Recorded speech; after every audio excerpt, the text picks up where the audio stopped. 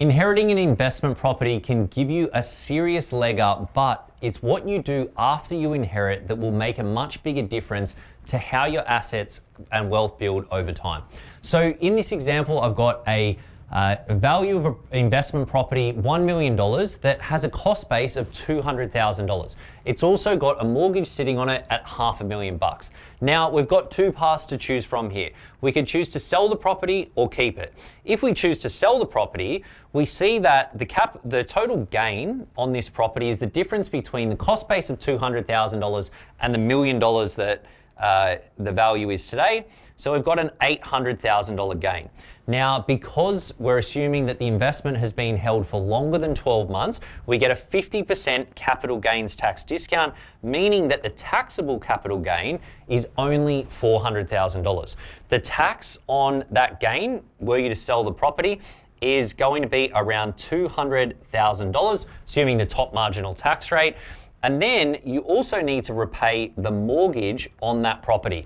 So we started with $1 million value, we've got to pay 200 grand of tax and a $500,000 mortgage, which means that you end up with $300,000 in net or your total assets. And that's absolutely nothing to sneeze at, but it could be a lot better. You choose to keep this property. In this case, we've got equity that we can borrow against at $800,000 because the banks will comfortably lend around 80% of the value of a property for you to go and buy another property with. So you've got 800 grand available. Now there's a $500,000 mortgage, which means that the available equity is $300,000.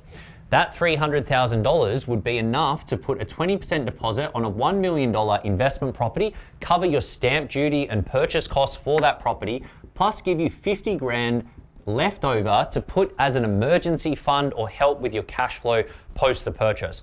In this case, we've got the $1 million original property plus $1 million of a new property plus 50 grand in cash. That gives you an asset position of just over $2 million.